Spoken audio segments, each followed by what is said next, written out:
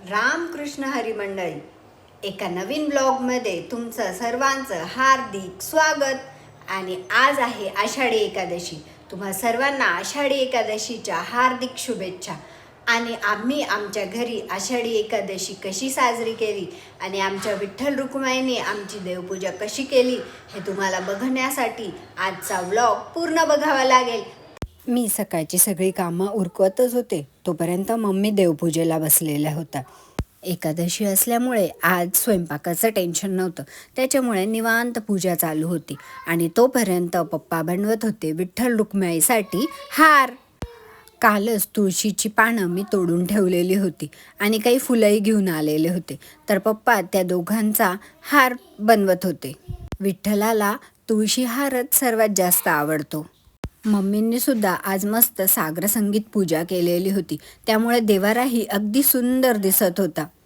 हार बनवून तयारच होत होता, तोपर्यंत मी बाकीची सुद्धा पूजेची सर्व तयारी करून घेतली। आता विठ्ठलाला लावण्यासाठी पप्पा चंदन घासत होते।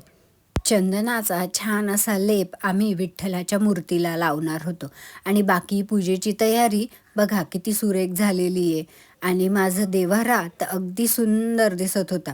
मग चालू झाली विठ्ठल रुक्माईची सागर संगीत पूजा। आधी मान होता गणपती बाप्पांचा आणि मग पप्पा गणपती रूपी सुपारीला आधी पाण्याने आणि मग त्यानंतर पंचामृताने अभिषेक करून आधी गणपती बाप्पांची पूजा करून घेणार होते। विष्णू नामाचा जप सारखा चालूच होता। छोट्याशा पाटावर वस्त्र अंथरून आधी आम्ही देवाला बसण्याची जागा केली। माझ्या देवारातही विठ्ठल रुक्माई आहेच, पण ही वेगळी मूर्तीसुद्धा मी घेऊन ठेवलेली होती। गणपती बाप्पांचे पूजन आता होतच आलेले होते आणि आता त्यांची प्राणप्रतिष्ठापना आपण आपल्या पाटावर करून घेतली। पाटावर पान ठेवून त्यावर थोड्याशा अक्षदा ठेवून गणपती बाप्पांना विराजमान केले आणि त्यानंतर हळदी कुंकू फूल वाहून गणपती बाप्पांना नमस्कार करून घेतला। मम्मींनी सुद्धा बाप्पांना हळदी कुंकू वाहून घेतलं आणि मग त्यानंतर आपण आता विठ्ठल रुक्माईची पूजा करणार होतो। आता गंगाळ्यामध्ये आम्ही घेतलंय विठ्ठल रुक्माईची प्रतिमा। आधी तिला शुद्ध पाण्याने स्नान करणार आहोत आणि मग त्यानंतर पंचामृताने सुद्धा स्नान घालणार आहोत। पंचामृताचे स्नान चालू होते, त्याबरोबरच पप्पांचं विष्णू नामाचा जपही सारखा चालूच होता। घरात अशी पूजा व्रत वैकल्य असले की घरातलं वातावरण आपोआपच भक्तिमय होऊन जातं आणि तेवढंच आपल्या पुढच्या पिढीलाही या सर्व गोष्टी समजायला मदत होते। आता पंचामृताने पप्पा छान विठ्ठल रुक्माईला आंघोळ घालत होते। मंदिरात बरीच गर्दी ह्यावेळी असते, त्यामुळे मी घरीच सहसा अशी पूजा करण्याचा प्रयत्न करते। आता पंचामृत स्नानानंतर शुद्धोदक स्नान म्हणजेच शुद्ध पाण्याने आपल्या विठ्ठल रुक्माईला आता आपण स्नान घालणार आहे। शुद्ध पाण्याने स्नान केलं की मग आपण पूर्ण देवाला चंदनाचा लेपसुद्धा लावणार आहे। चंदन हे अतिशय थंड असते, त्यामुळे देवाला चंदनाचा लेपसुद्धा लावला जातो।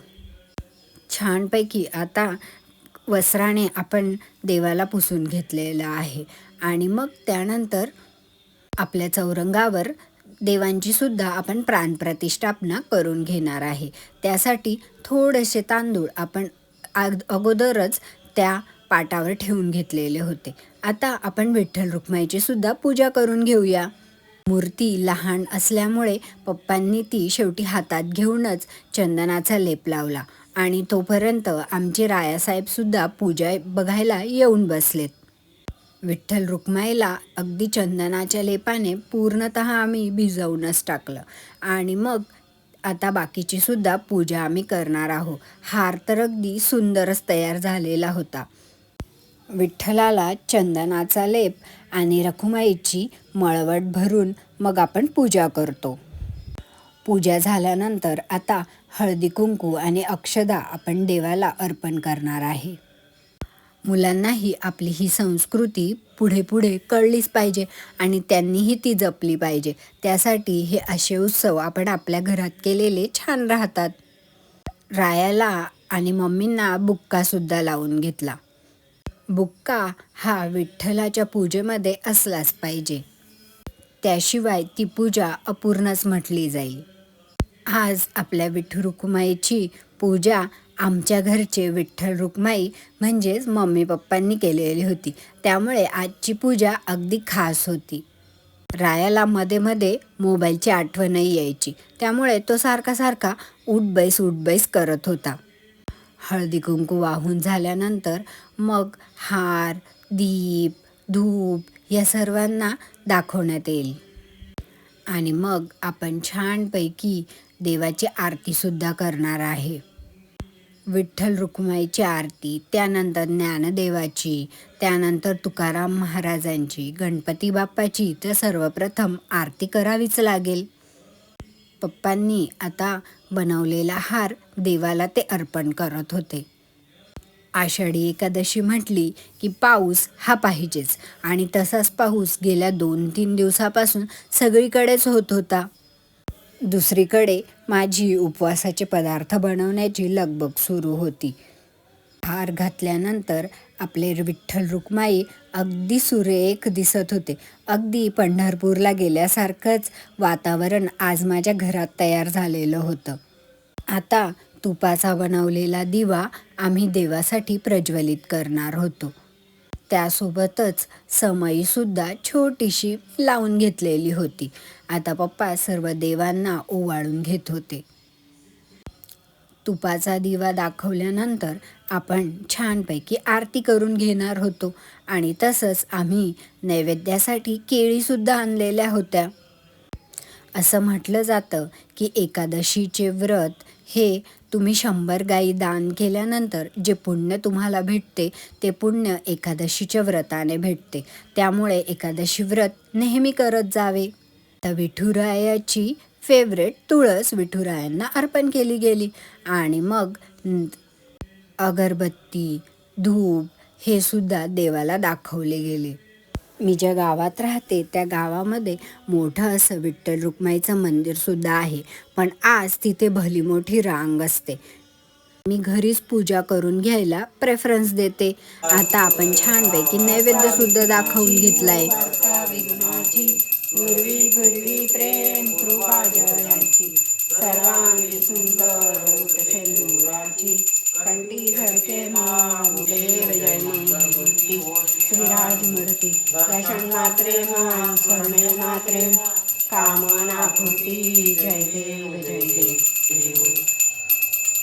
गोपाळवारत्या कुमंडळी चंद्रभागे माझे सोडून देती दिल्या पताका वैष्णव नाचती पंढरीचा महिमा वर्णावाती जय देव जय देव जय पांडुरंगा रुक्माई वल्लभ राईच्या वल्लभ पावे तुलगा जय देव जय पांडु गोपिडे ज्ञानज्योती तनेनती कोणी अवतार पांडुरंग नावटी विले ज्ञान आरती ज्ञान राजा उपेक्षू नको रे गुणवंतानंता रघुनायका मागणे हेतिया.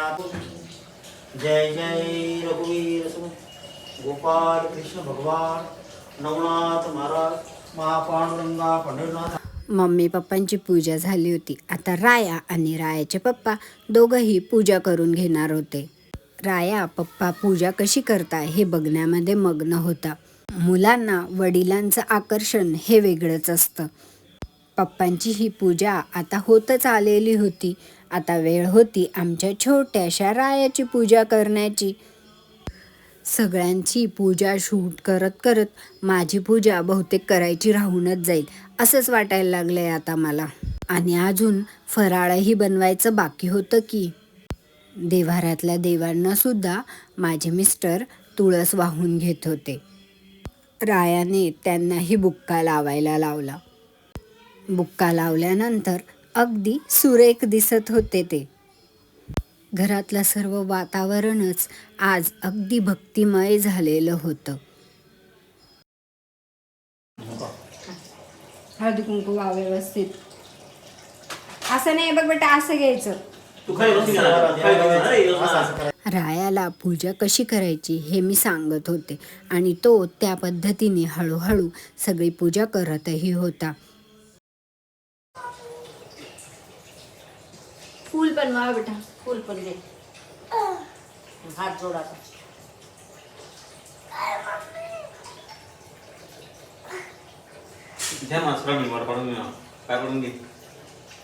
अशी ही आमची आषाढी एकादशीची पूजा संपन्न झाली.